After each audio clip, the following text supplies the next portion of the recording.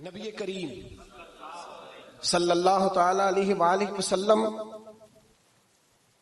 کہ جو مدینے کے لوگ تھے نا، انہوں نے بڑی قربانیاں دی تھی،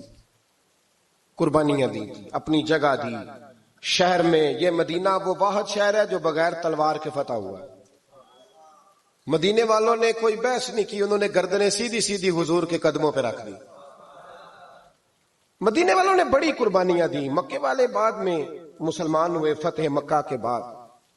فتح مکہ کے بعد نا ایک جنگ اور ہوئی، ایک جہاد اور ہوا، تو وہاں سے بہت سارا مال غنیمت آیا، بہت سارا مال غنیمت آیا۔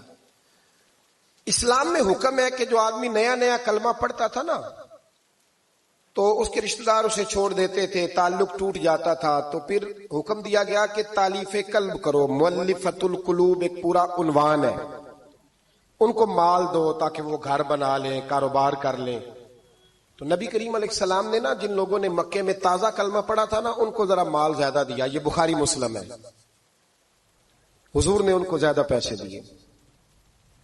مدینے کے جو نوجوان قسم کے لڑکے تھے نا چند، ان میں سے ایک دو نے کہا کہ حضور کے وہ رشتہ دار ہیں نا قریبی، تو رشتہ داروں سے پیار کرنے کا حضور حکم بھی دیتے ہیں، اس لیے نبی پاک نے ذرا توجہ زیادہ فرمائی ہے، وہ بھی ازرائے محبت۔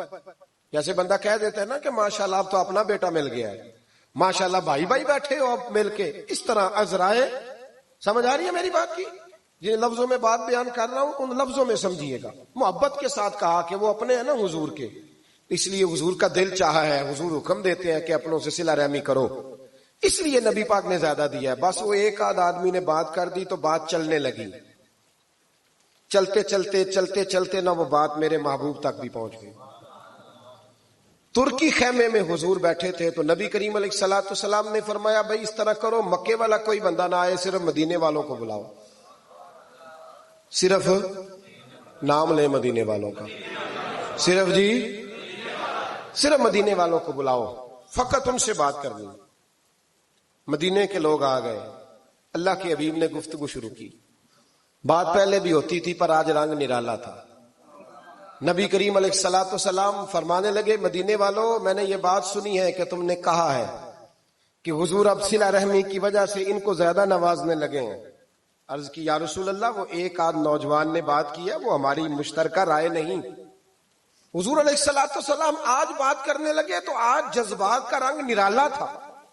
محبوب فرمانے لگے تم کہو کہ یا رسول اللہ، مکے والوں نے تو آپ کو تکلیف دی تھی، مجبور کیا تھا مکہ چھوڑنے پہ، ہم نے پناہ دی تھی، آپ ہم نے جگہ دی تھی، اپنا شہر پیش کیا، کہو۔ مدینے کے لوگ رونے لگے، عرض کرنے لگے حضور ہم کون ہوتے ہیں اللہ کے نبی کے لیے کوئی چیز دینے والے، تو اللہ رسول کا احسان ہے کہ آپ یہاں آئے۔ حضور علیہ السلام فرمانے لگے تم کہو یا رسول اللہ صلی اللہ علیہ وسلم، یہ تو تلواریں لے کے آئے تھے بدر اور احد میں، ہم نے سینے پیش کیے تھے آپ کی حفاظت کے لیے، کہو۔ عرض کی یا رسول اللہ، حضور وہ نوجوانوں نے بات کر دی، ہمارا مشترکہ معاملہ نہیں۔ مدینے کے لوگ روتے ہیں، حضور وہ تو اللہ رسول کا احسان ہے کہ آپ یہاں آئے۔ حضور نے فرمایا تم کہو کہ یہ تو آپ کو شہید کرنا چاہتے تھے، ہم تھے جنہوں نے تیر کھا کے سینے پیش کیے۔ مدینے کے لوگ رونے لگے، میرے محبوب کی آنکھوں میں بھی آنسو آ گئے۔ دیر تک حضور آنسو بہاتے رہے، اور پھر میرے کریم رسول نے آخری جملہ کہا، آخری جملہ، اور اس جملے میں حضور نے ایک کمال کا درس امت کے لیے چھوڑا۔ فرمایا او مدینے کے بھولے غلاموں، کیا تم یہ پسند نہیں کرتے کہ باقی لوگ اپنے گھر جائیں تو بھیڑ بکریاں لے کے جائیں، اور تم جب مدینے جاؤ تو اللہ کا رسول لے کے جاؤ؟ کیا تم یہ پسند نہیں کرتے کہ تم جب اپنے شہر جاؤ تو اللہ کا رسول لے کر کے جاؤ؟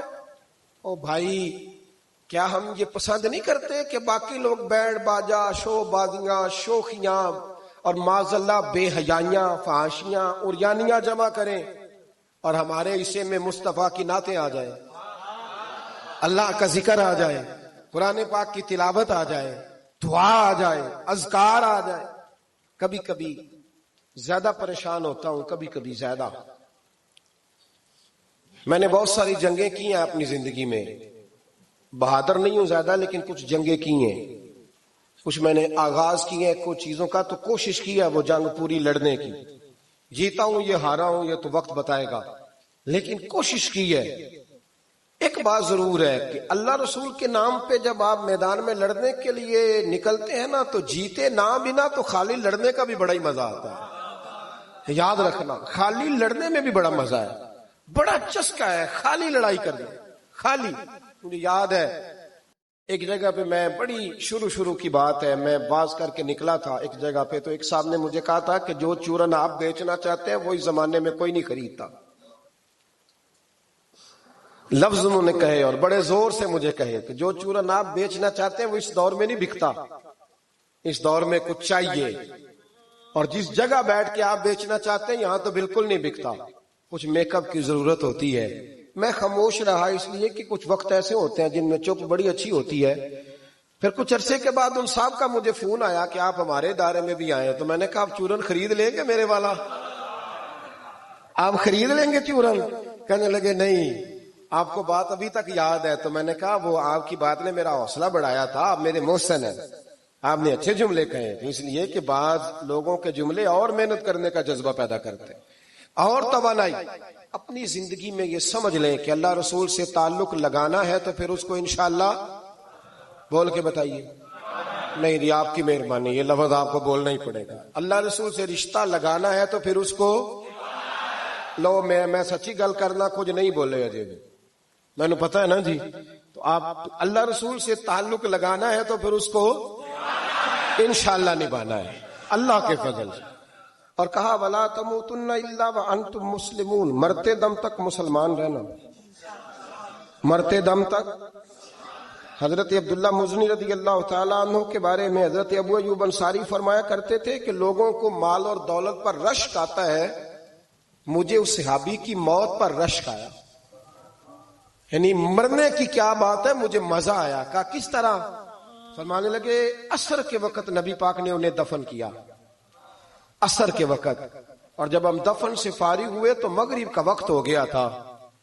اللہ کے رسول نے ان کی قبر پر پڑھا دعا کیا فرمائی؟